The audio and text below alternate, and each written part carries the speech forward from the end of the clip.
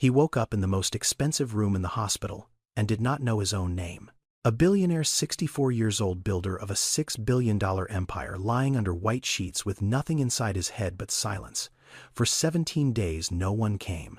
Not his ex-wife, not his son who lived 25 minutes away, not his daughter who had been informed within the hour, not a single partner from the company that bore his name. The only person who came was a woman who had not worked for him in 6 years. She arrived on the 18th morning with a folding chair and a small container of food she had cooked in her own kitchen. She was 61 years old. She had been his housekeeper for 9 years before she was let go. She was not there for money. She was not there for a job. When a nurse asked her why she had come, she said only this: "He was kind to me once, in a way that cost him something. I never forgot it." Bennett Ashford was 64 years old. 6'2" with hands that were too large for the suits he now wore and fingers that still carried calluses from a life. The suits were meant to make people forget. They did not make Bennett forget. He had started at 19, fixing other people's houses in Macon, Georgia, for cash that he folded into small rectangles and kept in his left pocket, each bill facing the same direction, because when you have very little, you learn to know exactly where every dollar is. The habit never left him. 45 years later, with $6.2 billion in commercial real estate across the American South, Bennett Ashford still folded his money into small rectangles and placed them in his wallet with the precision of a man who remembered what it felt like to have only one. Ashford Development Group. 14 commercial towers. 3 mixed-use complexes under construction. A corporate headquarters in Midtown Atlanta with his name on the building in letters that could be read from the interstate. Built from nothing. Built by one person who had borrowed $3,800 at 24 to buy a condemned duplex on the south side of Macon, gutted it with his own hands, rented both units, and used the rent to buy the next one. His voice in a boardroom was quiet, not soft, quiet. The kind of quiet that makes a room lean forward, not because the speaker is uncertain, but because the speaker has no need to be loud. This was more unsettling than volume, and everyone who worked for him understood it. What the boardroom did not know, what the towers and the contracts and the letters on the interstate did not tell anyone, was the rest of it. He had been married to Nadine for 22 years. They had divorced 8 years ago. The proceedings had been efficient and expensive, and had left the kind of silence between two people that is worse than argument, the silence of people who have simply stopped finding each other necessary. He had 2 children, Marcus, 38, Camille, 34. Both worked for Ashford Development Group in positions that had been created for them rather than earned by them. Bennett knew this. He did not say it. He believed that time would do what conversation could not, that eventually they would grow into the roles the way he had grown into buildings by standing inside them long enough. He was wrong about this, but he did not know it yet, and the not knowing had become its own kind of patience. On a Tuesday night, 6 years before the accident, Bennett had been sitting in his kitchen at 2 in the morning. The overhead light was off. Only the small light above the stove was on, the one that turned the kitchen into something smaller and quieter than it was during the day. Lorene Sable, who had been his housekeeper for 9 years, had come downstairs for water and found him there. Something happened in that kitchen that Lorene never told anyone, and Bennett never acknowledged in daylight. It sat between them afterward, the way certain truths sit between people who understand that some things are too honest for ordinary hours. 3 weeks later, Nadine filed for divorce, and in the machinery of separation, Lorene was let go. Lorene Sable was 61. Born in Albany, Georgia, the kind of small southern town that people describe by what it does not have rather than what it does. She had no college degree. She had started cleaning houses at 22, and by the time she was 30, she had become the kind of housekeeper who knew what a house needed before the house knew it itself. The creak that meant a hinge was going. The silence that meant a filter needed changing. The particular quality of dust that said a room had not been entered in too long. Her husband, Jerome, had died 12 years before. Lung cancer. 14 months from the diagnosis to the end. She had been with him for every one of those months, sleeping in a chair beside his hospital bed, until the nurses stopped asking her to go home and simply brought her a blanket each night. She had one son, Devin, 29, living in Houston. He called every Sunday. He always said, "Mama, come live with me." She always said, "I have things here." She never specified what the things were. Devin had stopped asking. She had worked for the Ashford household for 9 years. She had not been fired by Bennett. She had been fired by Nadine, who, in the weeks following the divorce filing, had dismissed every member of the household staff in what appeared to be an act of erasure rather than economy. Lorene had received the call on a Thursday. She had thanked Nadine for the years. She had packed her cleaning supplies into a plastic bin, placed it in the trunk of her car, and driven home. She did not resent the firing. She did not resent Nadine. She simply moved on the way. She moved through everything with her whole attention on the next thing that needed doing. Bennett had not known about the firing until after the divorce was final. By then, months had passed. He did not reach out. Lorene did not expect him to. Whatever had happened in that kitchen at 2 in the morning existed in a space that neither of them could access through a phone call or a letter. So it remained where it was undisturbed, like a room in a house that no one opens but no one empties. She was working now at a Marriott on the north side of Atlanta. $16.50 an hour, cleaning rooms that other people passed through and forgot. She lived in a one-bedroom apartment near the bus line. It was small and orderly. The surfaces had the particular shine of a woman who believed that dignity lived in the details, even the ones nobody would see. She kept a small leather-bound notebook in her purse. She had carried one like it for decades. Inside, she wrote the things that mattered about every household she served. Birthdays, allergies, preferences, habits, the small facts of a life that most people do not think anyone notices. The section on Bennett Ashford was 11 pages long. She had not opened it in 6 years. But she had not removed it either. It was a Wednesday, 9:14 in the evening. Bennett was driving south on I-85, coming from the office heading toward the house in Buckhead that was too large for one person and had been too large for one person for 8 years. He was in the left lane.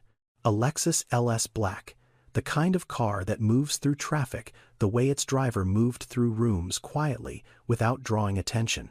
The SUV crossed the median at approximately 60 miles per hour.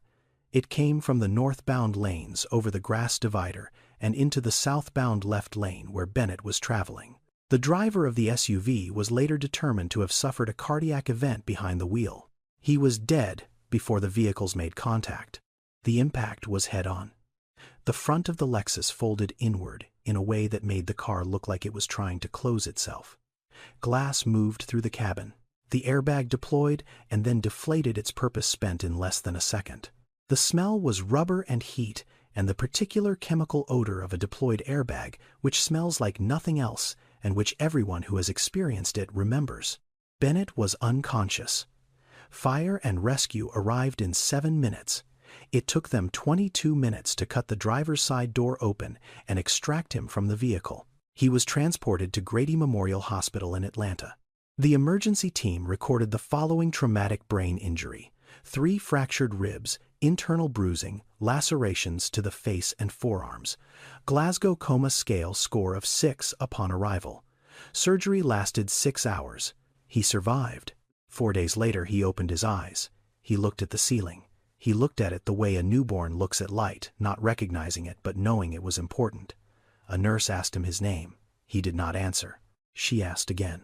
He looked at her with an expression that was not confusion exactly, but something closer to the blankness of a person standing in a house. They have never entered opening doors that lead to rooms they do not recognize.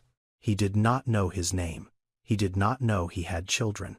He did not know about the 14 towers, or the 3 complexes, or the $6.2 billion, or the letters on the building that could be seen from the highway. Among his personal effects, cut from the vehicle and placed in a labeled bag by the paramedics, were the following: a wallet containing 8 bills folded into small, neat rectangles, a phone with a cracked screen, a set of keys, and a single piece of paper found in the inside pocket of his jacket. The paper was a handwritten list. The handwriting was Bennett's.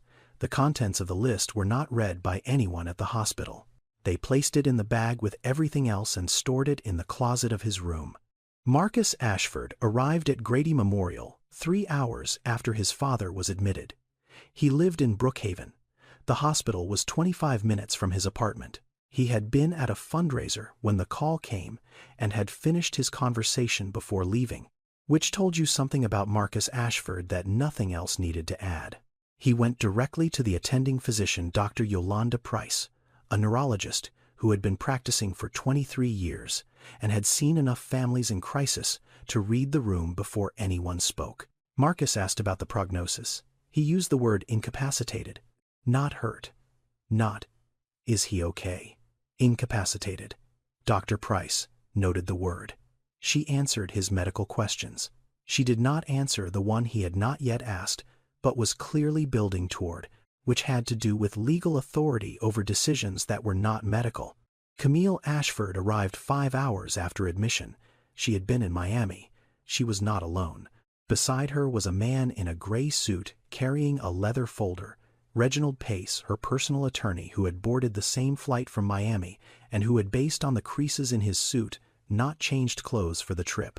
Camille went to the nurse's station and asked about financial access and emergency signatory power before she asked what floor her father was on. They stood at his bedside together. Bennett was conscious. His eyes were open. The monitors kept their rhythm. Marcus, said Dad. Bennett looked at him. There was no recognition. Not hostility, not confusion, just the absence of connection, the way you look at a stranger in an elevator. Polite, distant, and waiting for the door to open. Camille said her name. Bennett blinked. He looked at her face with the attention of someone trying to solve a problem they do not have the tools for. Nothing arrived. He looked back at the ceiling. They stayed for 20 minutes. Marcus spoke to Dr. Price in the hallway. Camille spoke to Reginald Pace. When they walked to the elevator together, Marcus said, "If he does not recover cognitive function, we need to move on the trust restructuring before the board does." Camille pressed the button. The elevator doors opened. She stepped inside and said, "I already have." The doors closed. The hallway was empty. In the room behind them, their father sat in the bed with his hands resting on the white sheet, his fingers slowly folding the edge of the fabric into a small, neat rectangle. He did not know why he was doing it. He just knew that his hands wanted to. Dr. Price sat them both down in the consultation room the following morning. Marcus in the chair closest to the door. Camille beside him with Reginald Pace standing against the wall behind her, his leather folder closed on his lap. Dr. Price explained it plainly. She had done this before. She did not soften it, and she did not dramatize it. She simply laid out what was true. The condition was called retrograde amnesia. It was caused by the traumatic brain injury sustained in the crash. What it meant in practical terms was this: Bennett could speak. He could reason. He could follow a conversation, form new thoughts, make decisions about what he wanted for lunch or whether the window should be open or closed. His present mind was intact. What was gone was everything behind him: his long-term memory, his history, the name of his company, the faces of his children. The 40 years of work that had built everything the two people sitting in front of her were now trying to protect. She told them that approximately 1.5 million Americans suffer traumatic brain injuries each year. Of those, roughly 10 to 20% experience some form of lasting memory loss. Bennett was in that percentage. She told them that his procedural memory, the kind that lives in the body rather than the mind, appeared to be undamaged. He could dress himself. He could tie his shoes. He could fold things into neat rectangles without knowing why his hands wanted to do it. Marcus asked how long recovery would take. Dr. Price said, "There is no timeline. Memory recovery after TBI is not linear. It does not follow a schedule. It follows stimulation, familiar voices, familiar routines, familiar smells and sounds and stories from the patient's life. The brain needs anchors. It needs repeated, consistent exposure to people who knew the patient before the injury. That is the single most effective factor in recovery that we have documented," she said. "It depends on who shows up." Marcus looked at Camille. Camille looked at her phone. Reginald Pace did not look at anyone. The first 3 days they came. Both of them. Every day. 30 minutes. Sometimes 45. 3 days, they sat in the chairs beside Bennett's bed and spoke to each other about the things that concerned them, the trust structure, the board's interim appointment of a temporary CEO, the quarterly filings that needed a signature they could not currently obtain. They spoke about these things in Bennett's presence, near Bennett's body, in Bennett's room, but they did not speak to Bennett. Bennett sat in the bed and watched them. He did not understand the words they used. He did not understand the papers they brought. He understood something else, something that did not require memory to recognize. On the second day, after Marcus and Camille had left, Bennett asked the nurse a question. He said, "Are those people my children?" The nurse said, "Yes." Bennett was quiet for a moment. Then he said, "They do not seem comfortable here." The nurse did not write this in the chart. She thought about it for the rest of her shift. By day 4, Marcus began coming every other day. His visits were shorter, 15 minutes, sometimes 12. He would stand at the foot of the bed, ask Dr. Price for an update in the hallway, and leave. Camille stopped coming altogether. She called the nurses' station instead. The calls were brief. She asked about legal competency assessments. She asked about timelines for guardianship proceedings. She rarely asked how he was feeling. When she did not wait for the full answer before asking her next question. On day 8, Marcus came for the last time. He brought a document. It was a medical power of attorney form. He placed it on the bedside table and explained to Bennett slowly, as though speaking to someone who did not understand English, rather than someone who did not understand his own past, that this was a standard document, that it was for Bennett's protection, that it simply allowed Marcus to make decisions on his behalf while he recovered. Bennett looked at the document. He could not read it. Not because the words were too complex, but because the words required a context he no longer had. He did not know what Ashford Development Group was. He did not know what a trust was. He did not know why the man standing beside his bed was in such a hurry. But he could read the man, and what he read was a person trying to reach the end of something as quickly as the paperwork would allow. Bennett did not sign. He said, "I would like to wait." Marcus took the document and left. He did not come back. Days 9 through 17. No one came. The room was large. It was on the 4th floor. It had a window that faced the parking lot, and beyond it the tree line along the edge of the hospital campus. The light came in each morning around 7:15, moved across the floor in a slow diagonal, and reached the far wall by noon. Bennett watched it every day. He did not know he was watching it. He simply sat in the chair by the window each morning, because the chair was there and the light was there, and sitting in it felt like the thing to do. The room was very clean. The sheets were changed daily. The monitors beeped at intervals that had become familiar enough to disappear. There was a television mounted on the wall that Bennett never turned on. There was a phone on the bedside table that never rang. On day 14, a nurse named Constance, who had been assigned to his floor for 3 shifts that week, wrote the following in his chart. Patient calm. No visitors in 9 days. Patient cooperative with all care protocols. Patient asked today, "Does anyone know I am here?" She put down her pen. She looked at the note. She added nothing else. On the 17th day, in the break room of a Marriott on the north side of Atlanta, Lorene Sable was eating lunch. A turkey sandwich on wheat bread, an apple, a bottle of water she refilled from the tap each morning because the vending machine charged $2 for something that came free from the faucet. She had her phone open. She was not a woman who spent much time on her phone, but she read the news during lunch the way she did most things, methodically from the front page backward. The article was on page 6 of the Atlanta Journal-Constitution's digital edition. A small item, 3 paragraphs. Ashford Development CEO in critical condition after I-85 crash. It gave his name. It gave the date. It gave the hospital. It did not give much else. Bennett Ashford had never been the kind of wealthy man who appeared on magazine covers or spoke at conferences. He built things. He did not talk about building them. The article reflected that. Brief, factual, and already 2 weeks old by the time Lorene found it. She put the phone down. She looked at the sandwich. She did not pick it up again. She thought about the kitchen. She thought about 2 in the morning, and the stove light, and the man sitting at the table. She thought about what had happened that night, and then she did what she always did with that memory.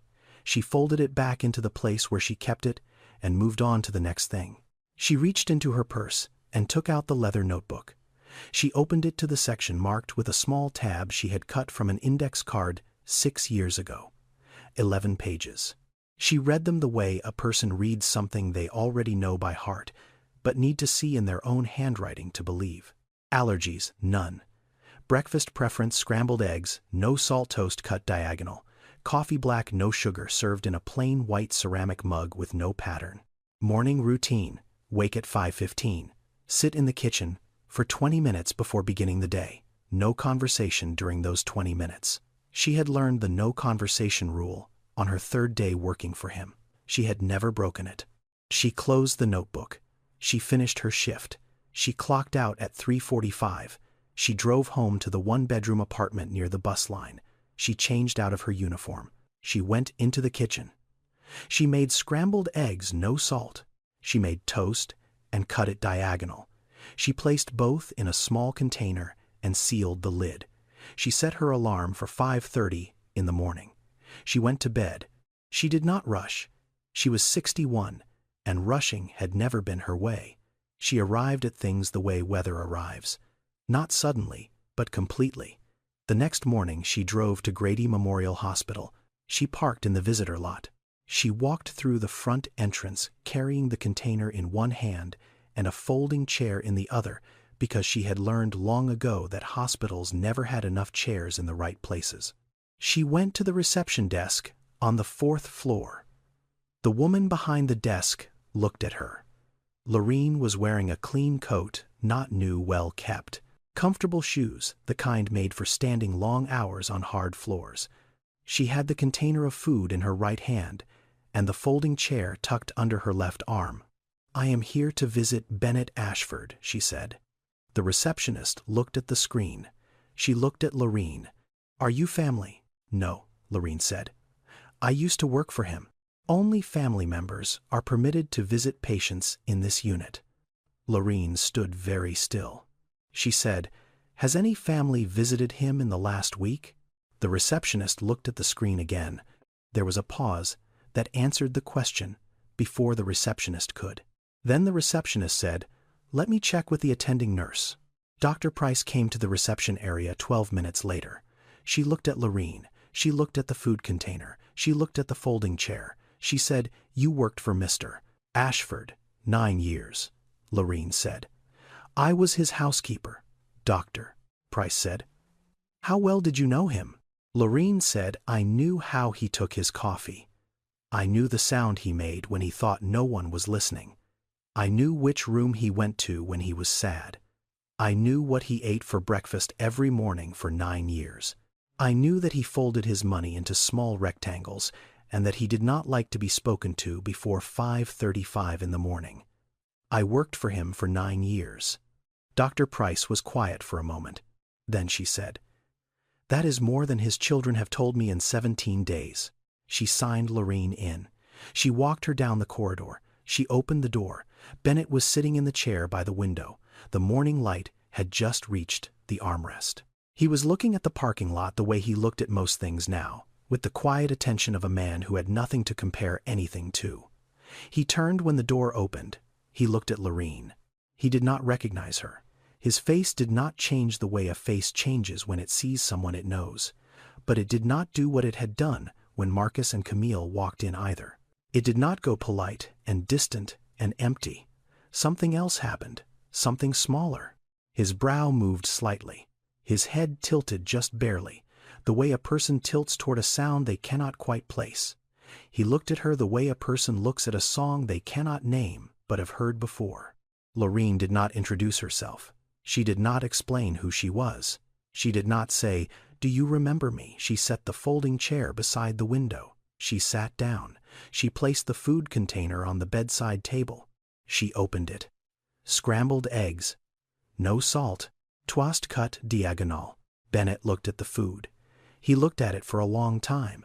He did not know why, but something about the way it was arranged, the toast angle, The texture of the eggs, the absence of anything extra on the plate, made his hands relax on the armrests in a way they had not relaxed since he had woken up in this room.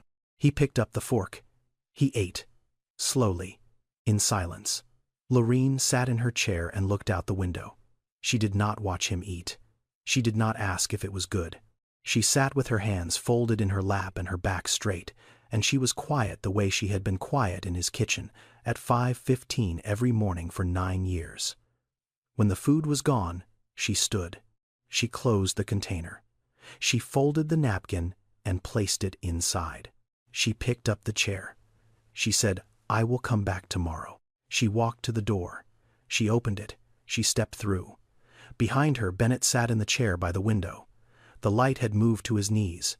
He looked at the empty container on the table. He looked at the door that had just closed. He pressed the call button. The nurse came. "Constance," she said. "Everything all right, Mr. Ashford," Bennett said. "The woman who was just here. Yes, she knew how I eat." It was the first sentence he had spoken in 17 days that was not a question. Constance wrote it in the chart. She underlined it once. Then, she went back to her station and sat quietly for a moment before moving on to the next room. On the second day, Lorene brought coffee. Black, no sugar, in a white ceramic mug with no pattern. She had found the mug at a Goodwill on Peachtree Industrial for $2.30.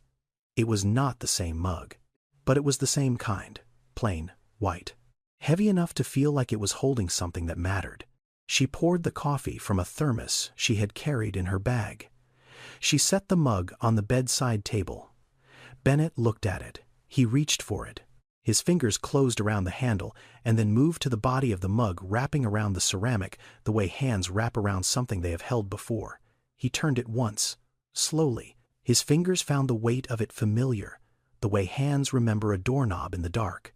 He drank. He did not say anything. Lorene sat in her chair by the window and was quiet. On the fourth day, she began talking. Not about his company, not about his net worth, not about the buildings or the contracts or the board. She talked about small things, things that lived in the notebook.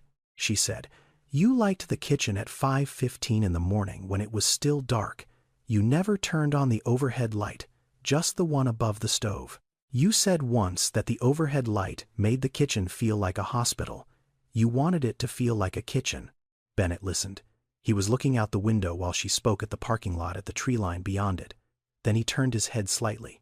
He said, "I think I know that light." Lorene did not react. She did not lean forward. She did not say, "You remember." She simply nodded once and let the sentence sit where it was. On the table between them, the white mug held the last of the coffee gone cold. On the sixth day, Dr. Price stopped Lorene in the hallway before her visit. She said, "He is doing something with money, folding it into small rectangles. He does it with any piece of paper napkins, the edge of his bedsheet. He does not seem to know why." Lorene said, "He has done that since I knew him." Dr. Price said, "Procedural memory. The body remembers what the mind does not. The hands keep doing what they have always done, even when the person cannot tell you why." She paused. She said, "In neuroscience, we call this implicit memory. It lives in a different part of the brain than the memory of events. It is stored in the basal ganglia and the cerebellum, not the hippocampus, which means that a person who has lost every memory of who they are can still tie their shoes, still fold paper into the shape their fingers learned 20 years ago, still feel safe in the presence of someone they cannot name." She looked at Lorene. She said, "What you are doing is not visiting. It is treatment. The brain needs anchors. You are giving him anchors." Lorene went into the room. Bennett was sitting in the chair. He had a $5 bill in his hands. He was folding it, slowly, into a small, neat rectangle. He looked up at her and said, "I do not know why I do this." Lorene looked at his hands. Her own hands stopped on her knees for a moment.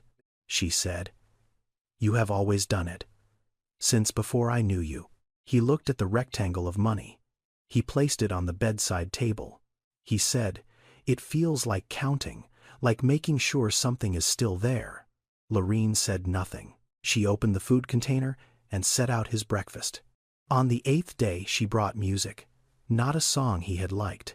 She did not know what songs Bennett listened to when he was alone. She knew what song she had played on Saturday mornings when she cleaned the house, because she had played the same one every Saturday for 9 years. A gospel track, old. The kind of song that is not about perfection, but about persistence. She played it from her phone quiet, the speaker resting on the bedside table between the mug and the folded bill. Bennett listened, his head turned toward the sound, the way a plant turns toward light, not by decision, but by design. His eyes closed. The song played for 2 minutes and 40 seconds. When it finished, he opened his eyes. He said one word, Saturday. Lorene nodded. She did not explain. She did not ask what he meant. She knew what he meant. She pressed play again. Stay with me. Because what happened next in that hospital was not luck, and it was not coincidence. It was the sound of a person being rebuilt one small piece at a time, by someone who had kept those pieces in a leather notebook for 6 years without knowing she would ever need them again. 2 weeks after Lorene's first visit, Marcus called the hospital. It was a Tuesday. He had not called in 11 days. The call went to the 4th floor nurse's station. Constance answered. Marcus asked about his father's condition. Constance gave him the standard update. Stable, cooperative. Memory still absent but cognitive function strong. Then she said, his regular visitor is here right now if you would like me to pass along a message. Marcus said. What regular visitor? Constance said Miss Sable. She has been coming every day for the past 2 weeks. There was a silence on the line. Not a pause, a silence. The kind that comes when a person hears something they were not prepared for and needs a moment to rearrange the furniture in their mind before speaking. Marcus said, Thank you. He hung up. 40 minutes later, Marcus and Camille arrived at Grady Memorial together. They walked through the 4th floor corridor side by side with the pace of people who had somewhere specific to be and something specific to prevent. They turned the corner and found Lorene coming out of Bennett's room. She was carrying the empty food container in one hand. Her folding chair was under her arm. Marcus recognized her. He recognized her the way people recognize the help. Quickly, categorically, and from above. Camille spoke first. What are you doing here? Lorene said, visiting. Camille said, You do not work for us anymore. You were let go 6 years ago. Lorene looked at her. She said, I was let go by your mother, not by your father, and I am not here for employment. Marcus stepped forward. He lowered his voice into something that was meant to sound reasonable. He said, Look, we appreciate your concern, we do. But Dad is in a fragile state. He does not know who you are. He does not know who anyone is. And having an unauthorized person spending hours in his room every day is not something we are comfortable with. Dr. Price appeared in the hallway behind them. She had been walking toward Bennett's room for a routine check. She stopped. She listened. She waited for Marcus to finish. Then she said, Miss Sable is the only consistent presence your father has had in 20 days.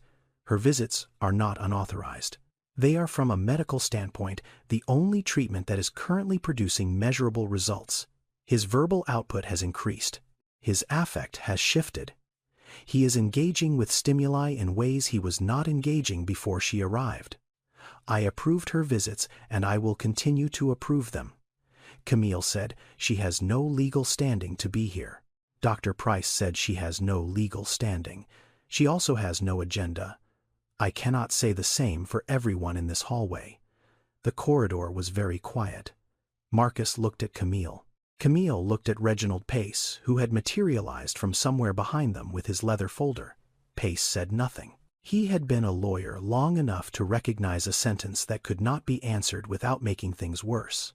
Lorene stood where she was. She did not argue. She did not defend herself.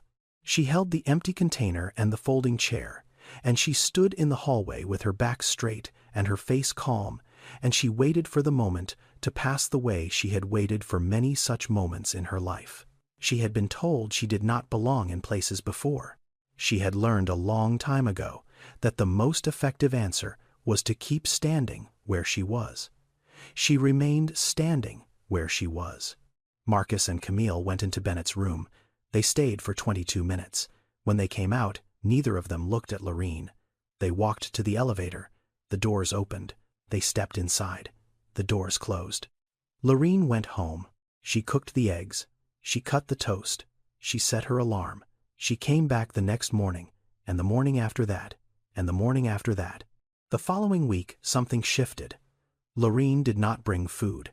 She brought words. She sat in the chair beside the window, and she began to tell Bennett Ashford about Bennett Ashford. Not the version his children knew, the buildings and the board and the net worth.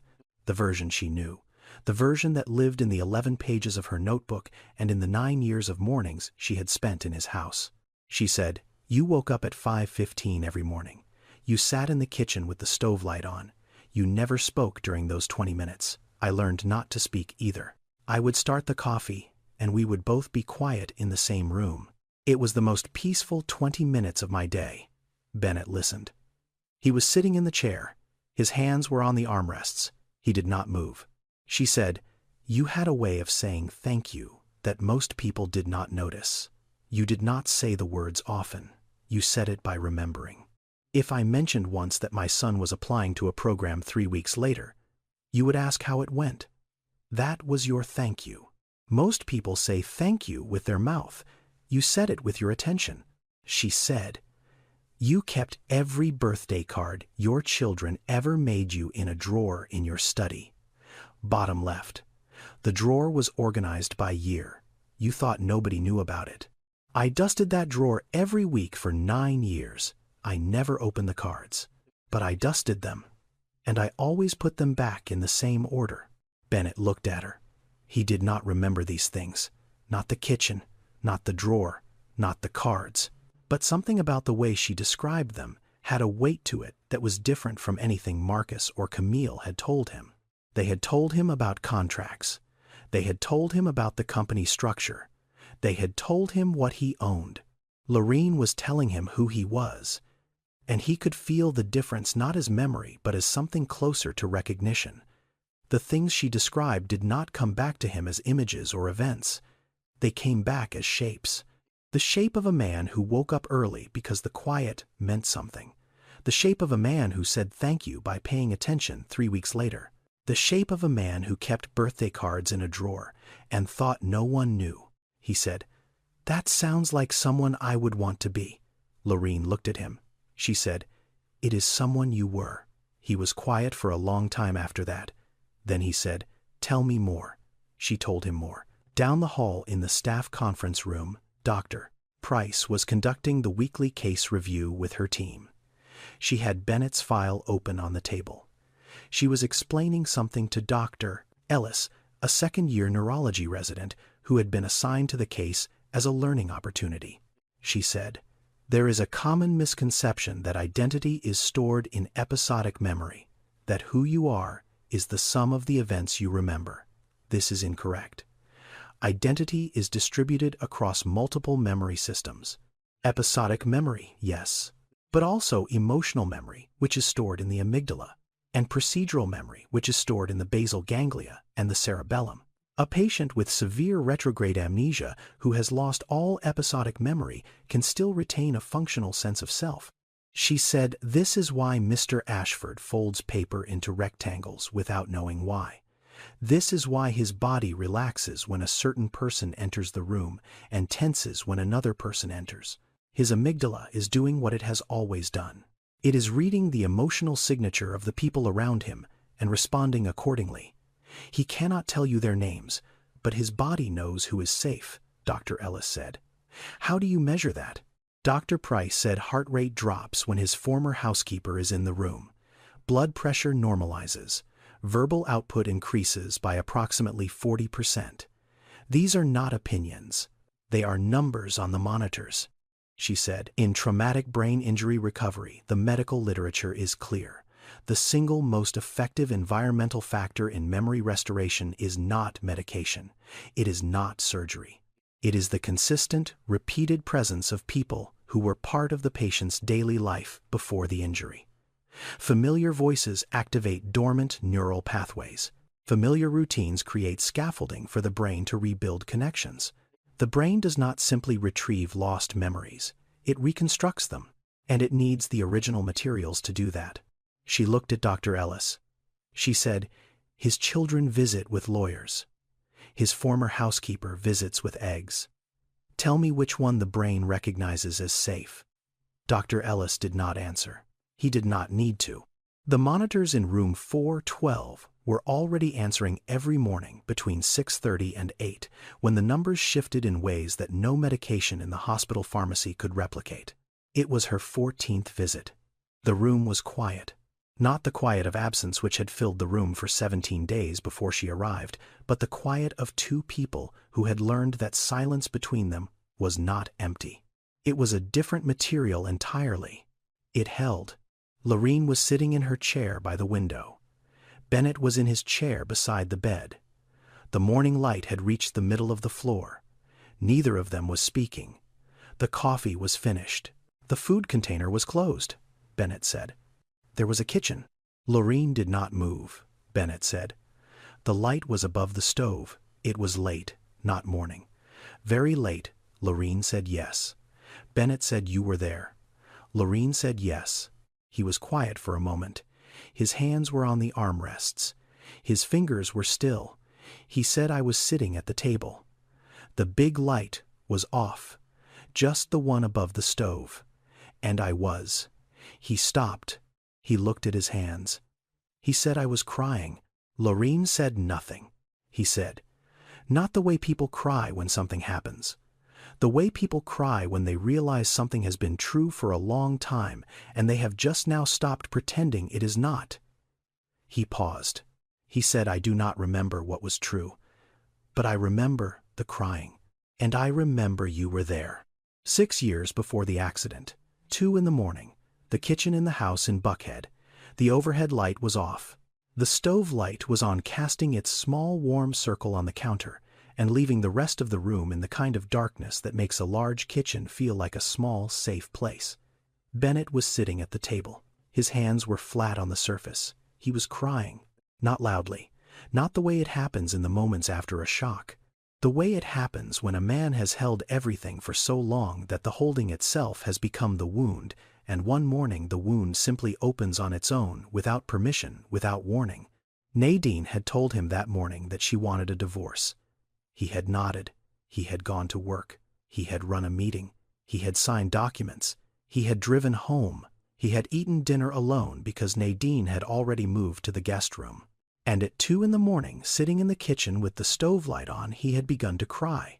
Not because he was losing his wife, because he realized he was not sad about losing his wife. Because the absence of sadness told him something about the last 22 years that was worse than any sadness could have been. He had been alone inside his own marriage for longer than he could name, and the truth of it, arriving all at once in a dark kitchen, was more than he could hold in his hands. Lorene had come downstairs for water. She saw him. She stopped in the doorway. She did not say, "Are you okay?" She did not say, "What happened?" She did not say anything. She walked to the cabinet. She took out a glass. She filled it with water. She placed it in front of him on the table. Then she pulled out the chair across from him and sat down. She folded her hands in her lap. She looked at the stove light. She did not look at him. She sat with him for 45 minutes. Neither of them spoke. At some point the crying stopped. At some point the water was drunk. At some point the kitchen was just a kitchen again. 2 people sitting in it, one who had broken open and one who had not tried to put him back together, who had simply stayed while the breaking happened.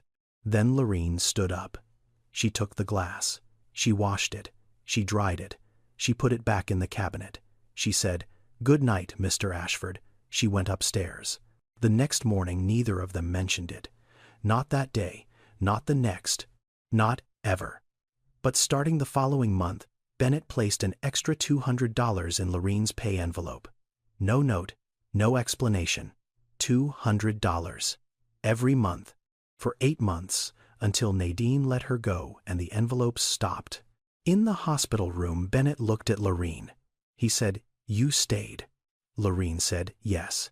He said, "No one stays at 2 in the morning for the help." Lorene looked at him. She said, "You were not the help. You were a person in a kitchen who needed someone to sit with him. I was a person in a kitchen who knew how to sit." Bennett looked down at his hands.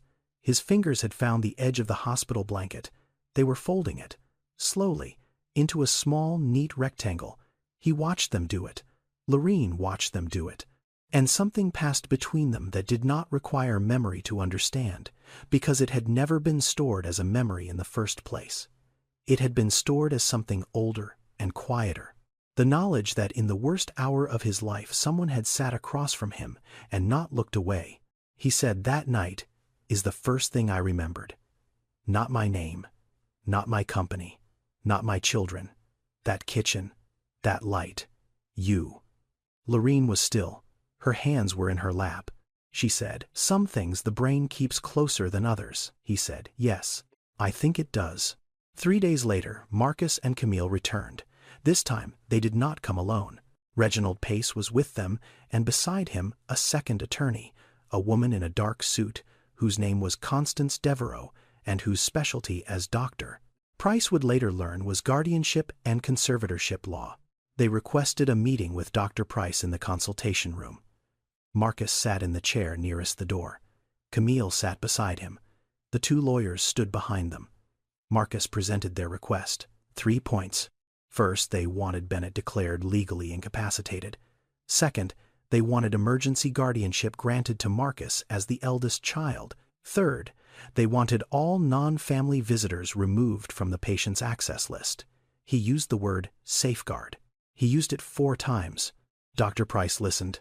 She let him finish. Then she said, "Mr. Ashford has retrograde amnesia. He has lost his long-term memory. He has not lost his capacity for judgment reasoning or decision-making. He can tell you what day it is. He can tell you what he ate for breakfast. He can follow a conversation, form an opinion, and express a preference. He cannot tell you what he had for breakfast in 2019. He can tell you exactly what he wants for breakfast tomorrow. Those are not the same faculty." She said, "I will not certify him as incapacitated because he is not incapacitated, and the court will require my certification before any guardianship proceeding can move forward." Camille said, "He does not know who we are. He does not know who she is. He is being manipulated by a woman who has no connection to this family and no right to be in that room. She is a former employee. She was terminated, and she has been spending hours every day alone with a man who cannot remember his own name. That is not treatment. That is..." From the doorway of the consultation room, a voice said, "I am in the room." Everyone turned. Bennett was standing in the doorway. He was wearing the hospital gown and the robe the nurses had given him. He was holding the IV pole with one hand. He had walked down the corridor by himself. His face was calm. His voice was quiet. The quiet that is more frightening than loudness. He said, "I do not remember your names. I do not remember her name. But I remember what I feel when each of you walks through that door." The room was very still. He said, "When you walk in, I feel like a problem to be solved. When she walks in, I feel like a person. That is not manipulation. That is the difference." He looked at Marcus. He looked at Camille. He looked at the lawyers behind them. He said, "I would like you to leave. I would like her to stay. This is my decision. I am told I built something worth $6 billion. If I built that, I can certainly decide who sits in my hospital room." Marcus opened his mouth. Bennett raised one hand. Not commanding. "Just finished," he said. "Go home." They went. The lawyers went with them. The consultation room emptied. Dr. Price stood in the hallway and watched them leave and said nothing because there was nothing medical to add to what had just happened. Lorene appeared from the corridor. She had been standing around the corner. She had heard everything. She walked to Bennett and took the IV pole from his hand and steadied it. She said, "You did not have to say it like that." Bennett said, "I may not remember them, but I know what I felt when they were here. And I know what I feel when you are here. Those are facts. I do not need memory for facts." Lorene walked him back to his room. She sat him in the chair by the window. She gave him the white mug with the last of the coffee, now cold. He drank it anyway. She sat in her chair. They were quiet for a long time. The light moved across the floor the way it always did, slow and certain, reaching the far wall by noon. The memories came back the way weather changes. Not all at once, not on a schedule, in shifts, in pieces. Some mornings Bennett would wake and know something he had not known the night before. Some weeks, nothing moved. Week 5 after the accident, he said to Lorene. "My name is Bennett." She said, "Yes." He said it again slowly, as if hearing it for the first time. "Bennett Ashford." He said it the way a person says a word in a foreign language. They are just beginning to learn carefully, testing whether it fits in their mouth. Week 6. He said, "There was a house. Not here. Smaller. A town with a factory." Lorene said Macon. He said Macon. "Yes. My parents worked there." He was quiet for a moment. He said, "I remember the sound of the door when my father came home. I do not remember his face yet, but I remember the sound of the door." Week 7. He looked at Lorene and said $3,800. She waited. He said, "That was the first one, a duplex. I fixed it myself. The floor in the kitchen was so rotten I fell through it on the second day." He paused. He said, "I remember laughing, standing in the hole up to my waist, laughing because what else was there to do?" Week 8. He woke up and he knew their faces. Marcus, Camille. He knew their names. He knew the way Marcus stood in a doorway, slightly to the left, the way he had stood since he was 14. He knew the way Camille held her phone always in her right hand, always close to her body as if it contained something she was protecting. He knew them. And knowing them was not the same as what he had felt before. Before, they had been strangers who made him feel like a problem. Now, they were people he remembered. And the remembering did not erase what he had felt when he did not remember. It confirmed it. The memories returned, not in the order they had been made, but in the order they mattered. The kitchen at 2 in the morning came first. Then Marcus's college graduation, which Bennett had attended uninvited, standing in the last row of the auditorium, because Marcus had not sent him a ticket, and Bennett had driven 3 hours to be there anyway, and had left before the ceremony ended so that Marcus would not have to decide whether to acknowledge him.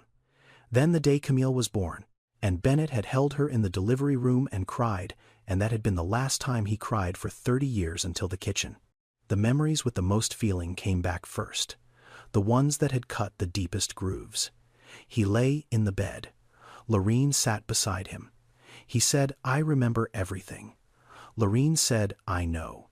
He said, "I remember who they are, and I remember who you are, and I remember the difference."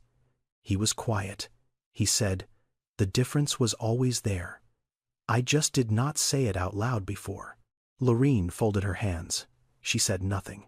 There was nothing to say to a man who had lost his entire life and gotten it back, and discovered that the thing he had been most afraid to admit before the accident was the first thing his brain chose to remember after it. Bennett pressed the call button. Constance came. He said, "My personal belongings. The bag from the car. Is it still here?" She brought it. The labeled plastic bag. He opened it.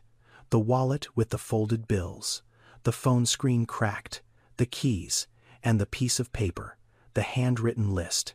He unfolded it. He read it. Lorene watched his face. The list said, "Call Marcus. Birthday next week." Then, Lorene Sable. Check address. Then, foundation. Housing for healthcare workers. He held the paper. He read it again. He read the second line a third time.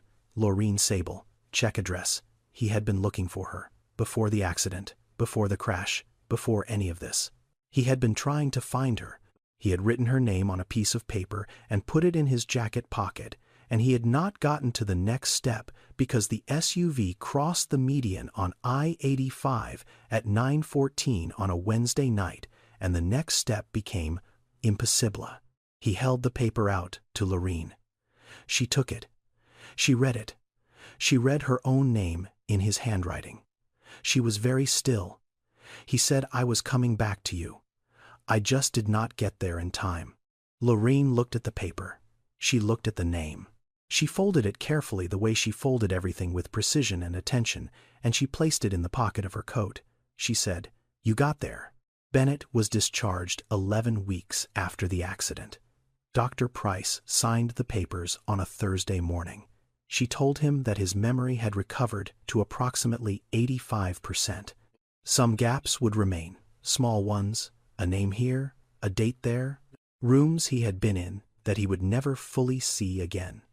She said, "That is normal. Brains are not filing cabinets, they are rivers. Some water returns to the same path, some finds a new one." He thanked her. She said, "Do not thank me. Thank the woman with the eggs." He met with Marcus first. The conversation took place in Bennett's office at Ashford Development Group, the first time he had been in the building since the crash. Marcus sat across the desk. Bennett sat behind it. The conversation lasted 2 hours. It was difficult. It was honest. It did not resolve everything. But it began. He met with Camille the following week. That conversation lasted 90 minutes. It was also difficult. It was also honest. It also did not resolve everything. But it also began. Bennett did not cut them off. He loved them. He was not certain they understood what that word required. He decided to teach them even if the lesson was late. He restructured the company.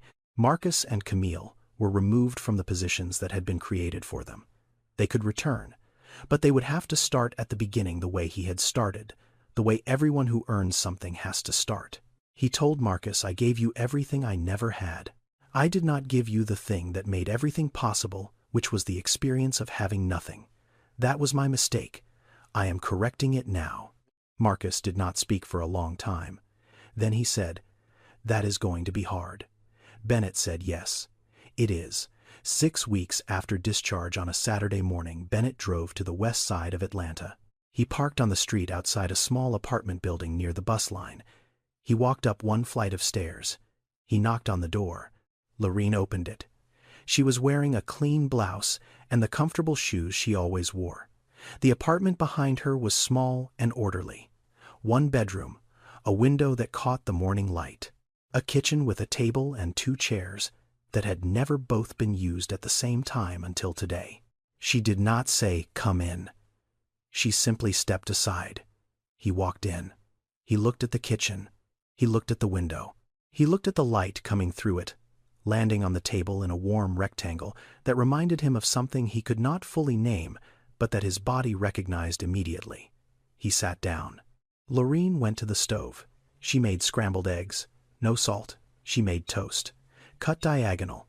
She poured black coffee into a plain white ceramic mug with no pattern. She set it all on the table. She sat across from him. They did not speak. For 20 minutes they sat in the quiet of that kitchen the way they had always done before either of them knew the silence would matter this much. The light moved across the table. The coffee cooled. The eggs were good. When the 20 minutes had passed, Bennett said, "I would like to do something. For the people who do what you do," Lorene said. "What do I do?" Bennett looked at her. He said, "You show up every day. You do the work nobody sees. And when someone breaks, you sit with them at 2 in the morning and you do not leave." He said, "I want to build something for those people. Healthcare, housing, the things that the people who take care of everyone else never have enough of for themselves." Lorene looked at her hands on the table. She said, "That is a lot." He said, "It is not enough, but it is a start." He told her the name, the Sable Foundation. She looked at him. She said, "You do not have to name it after me." He said, "I want the name of someone who showed up. That is the whole point." She was quiet. She looked at the window. The light had moved past the table and was reaching the counter now. She said Jerome would have liked that. It was the first time she had mentioned her husband's name to Bennett in all the years she had known him. It sat in the room the way good things sit in rooms, gently without needing to be discussed. Bennett reached into his pocket. He took out a piece of paper, a small one. He folded it, slowly, into a small, neat rectangle. He placed it on the table between them. Lorene looked at it. He looked at it. Neither of them said anything, because some things do not need more words than the ones already in the room.